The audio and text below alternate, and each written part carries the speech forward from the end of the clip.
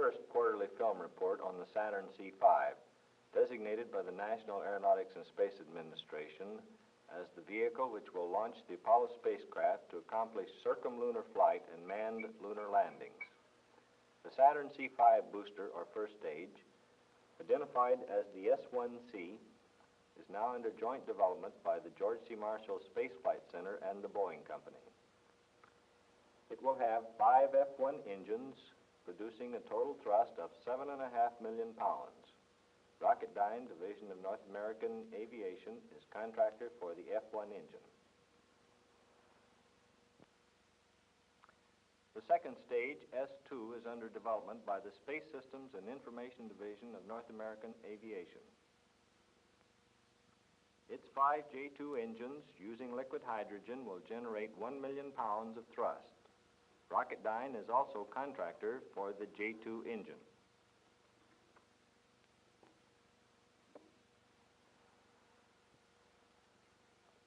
The third stage, known as S4B, is being developed by Douglas Aircraft Company.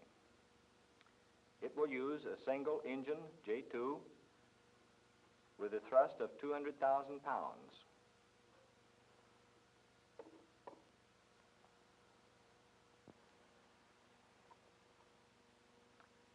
Designed to carry 3 men, the Apollo spacecraft will ride atop the third stage to complete the Saturn C5 space vehicle.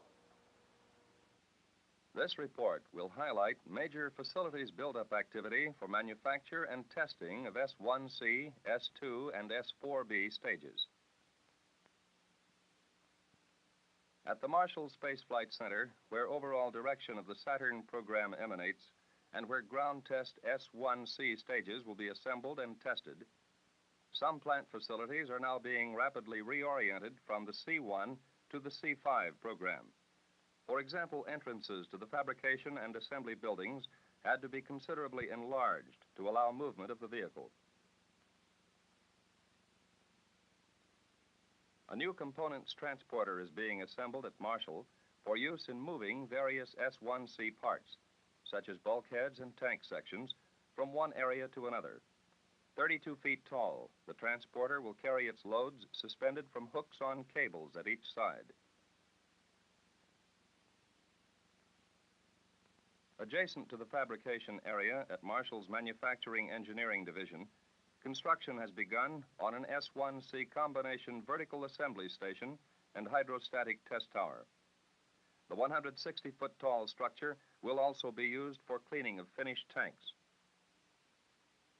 Located near the present Saturn C1 dynamic test stand will be a 360-foot high C5 dynamic stand for which design work has been completed. A dynamic test vehicle assembled at Marshall will be suspended in the tower and vibrated to determine simulated in-flight responses. Work is progressing on construction of the static test stand to be used for captive firing S1C stages. Work on the test stand foundation and control center has been underway for several months.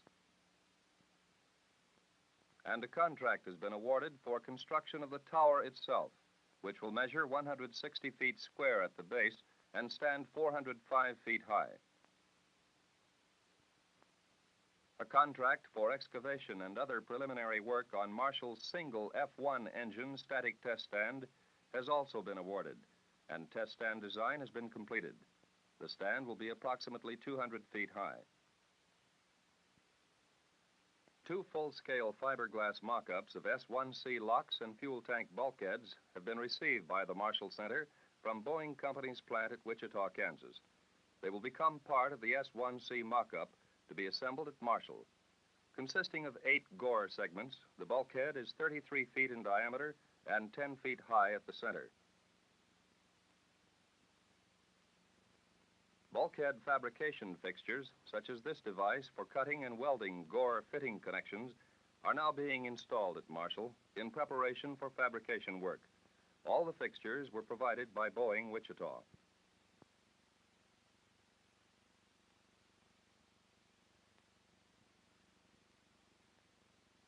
This gore trim fixture trims the top edge of the base and the bottom edge of the apex of each gore in order to make a joint to weld the two pieces together. Portable vacuum chucks or holding devices keep the gores in place while they're being trimmed and welded.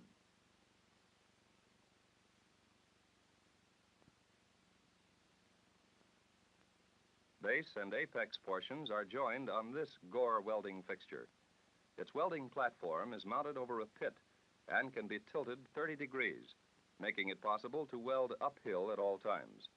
Welding downward is undesirable because the weld will run off instead of puddling, as is necessary to form a strong weld.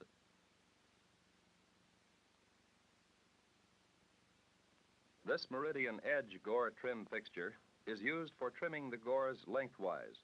A large vacuum chuck from which air is evacuated by a pump holds the gore during trimming. Gores are then placed in this bulkhead assembly welding station, where meridian welds are performed to join them together. The process is repeated 8 times to make a bulkhead assembly. After each gore is welded, the turntable welding platform is rotated 45 degrees to position the next gore for the weld head, which remains in place.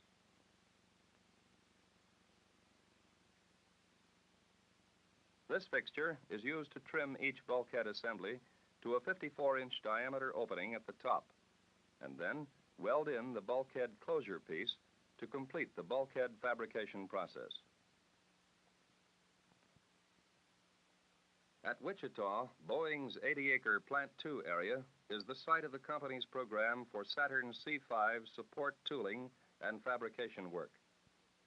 Preliminary milling on C5 booster test panels was accomplished on these tape-controlled skin mills, with working length and width of 90 feet and 12 feet respectively.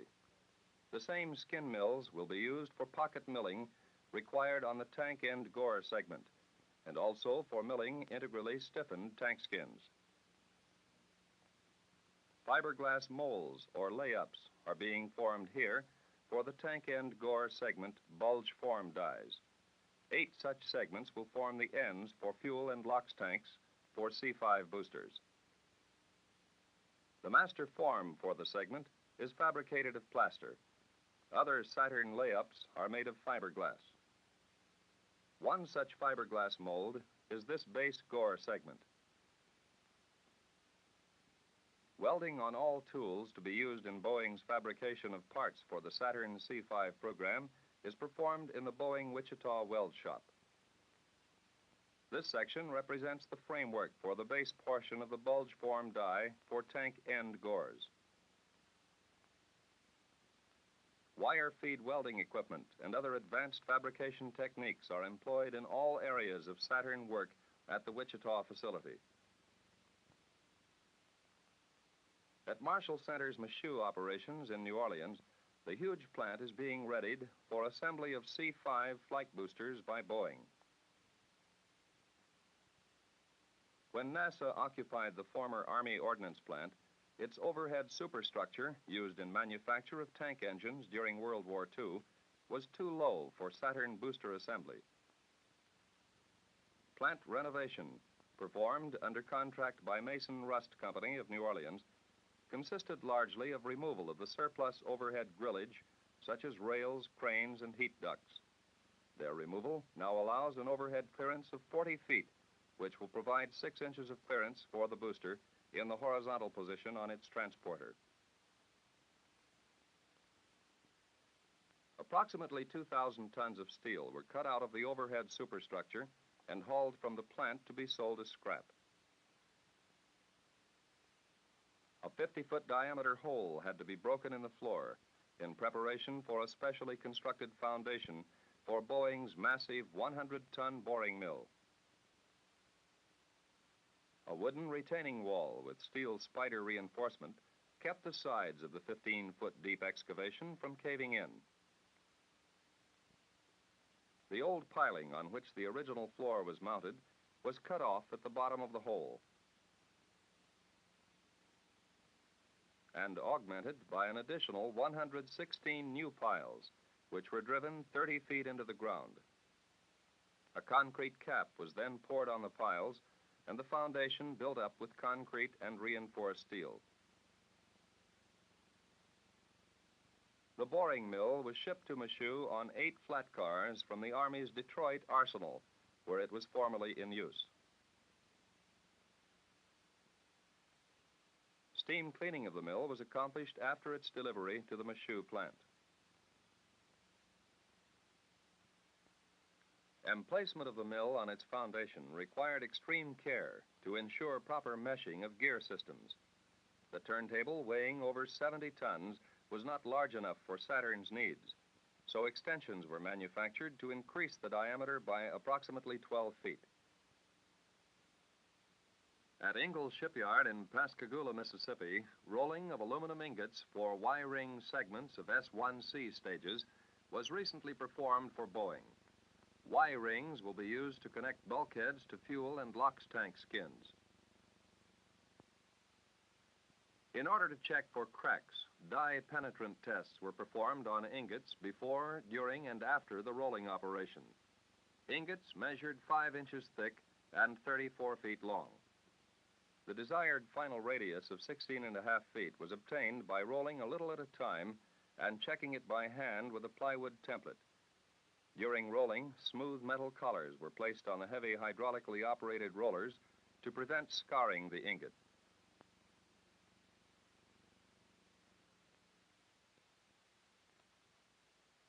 A test ingot, after its normal rolling operation had been accomplished, was replaced in the rollers and then rolled beyond 360 degrees in a checkout attempt to break the ingot. Even at this extreme overbend, however, no breaks occurred. The ends of normally rolled segments were machined at the shipyard to an approximate V point. When the 3 segments which form the Y-ring are placed together for welding, the points of the V's touch, and the open V's, formed both inside and outside the ring surface, are filled with metal to form strong, heavy welds from the center out.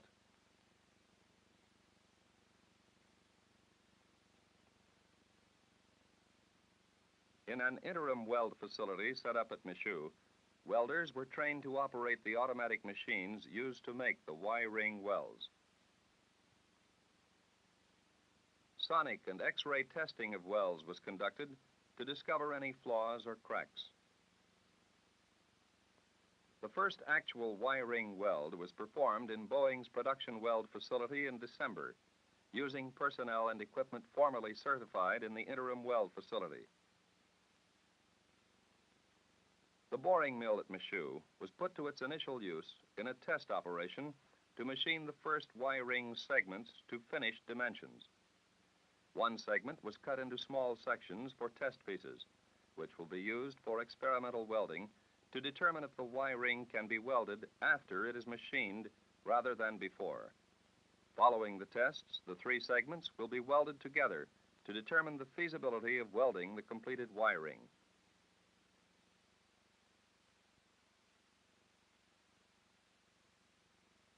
Construction of the foundation for the new vertical assembly building at Michoud is now well underway. The building will have 3 tank assembly areas, 1 chemical tank test area, and 1 stage vertical assembly area.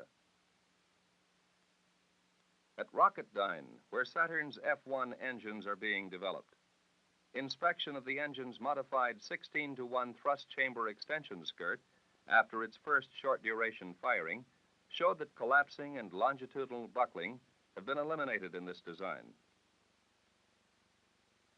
A new exhaust manifold now being employed on the F1 is smaller and more circular in shape than the previous design. This configuration is intended to reduce the axial loading on the skirt support flange, which results in membrane stresses in the manifold shell. Rocketdyne's new Model 1 LOX pump has been undergoing tests at Santa Susana.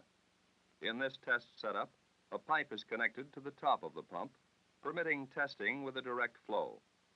Pump performance is then compared with performance when the pump is flowed through the normal inlets in the elbows.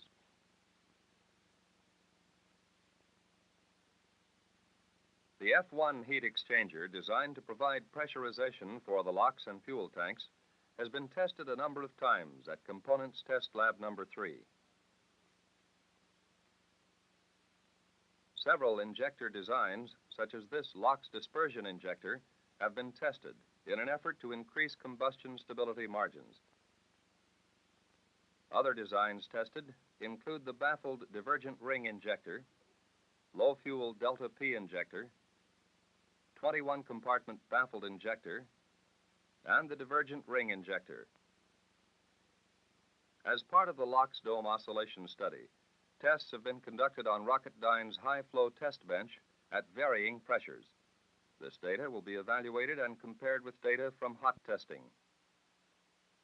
A full-scale F1 engine mock-up has been delivered by Rocketdyne to the Marshall Center, where it was mounted vertically for tests in a gimbaling stand.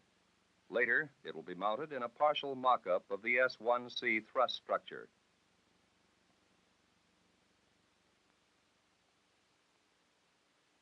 Final assembly of Saturn S2 stages will be accomplished at the new Seal Beach, California facility of North American's Space and Information Systems Division. Construction began in August.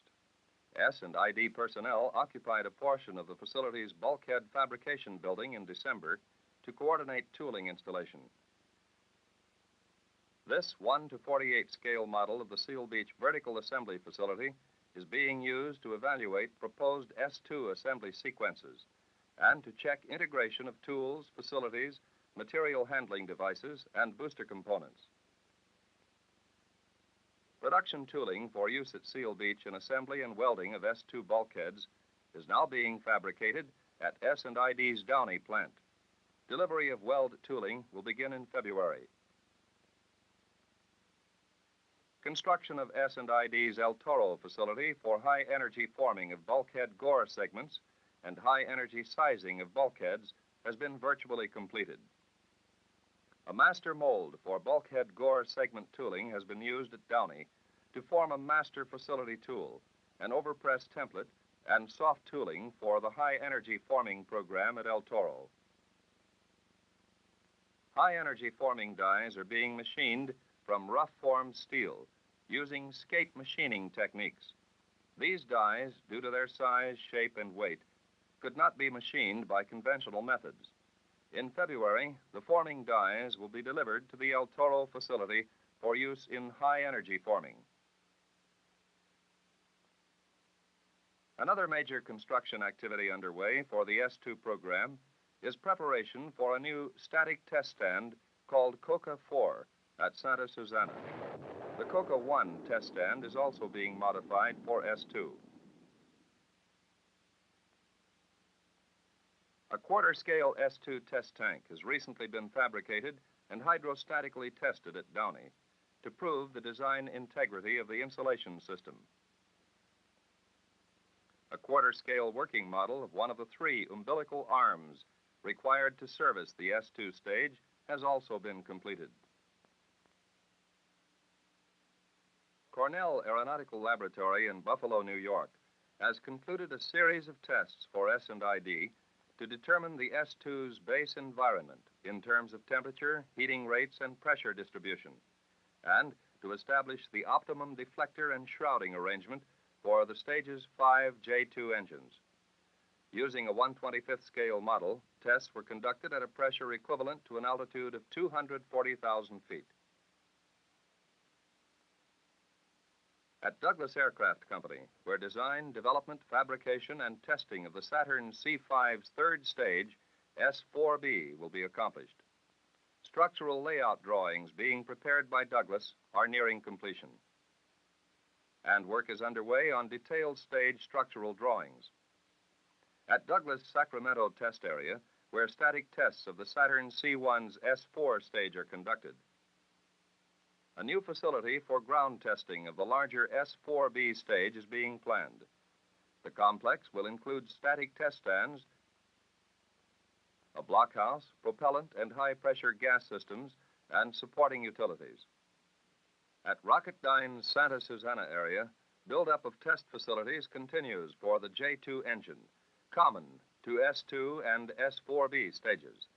Vertical test stand number 2 is almost complete. At Delta test stand number 2, which will be used for 500-second runs, outside LOX run tanks are in place, and fabrication of the 90,000-gallon liquid hydrogen run vessel is virtually finished. A hard mock-up of the Block 3 J2 engine has recently been completed. Oriented to vehicle requirements, it represents the initial flight readiness engine. Since the J2's first long-duration static test on October 4, 1962, in which the engine fired for more than 4 minutes at full thrust, a number of similar tests have been successfully conducted.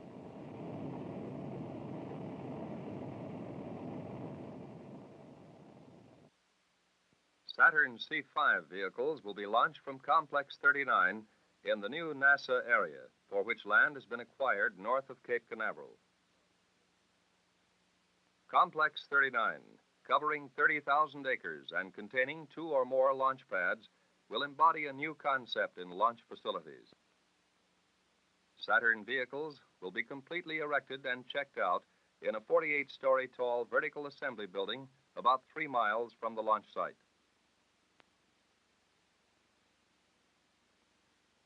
The building will contain 4 bays, in each of which a Saturn can be erected, mated to the Apollo spacecraft, and checked out on a launch rack, which also supports its 400-foot umbilical tower. The launch-ready Saturn will then be transported to the launching pad by means of a 2,500-ton crawler vehicle. At the pad, the 20-foot-high crawler will employ its hydraulic cylinders to lower the rack and vehicle onto the launch platform.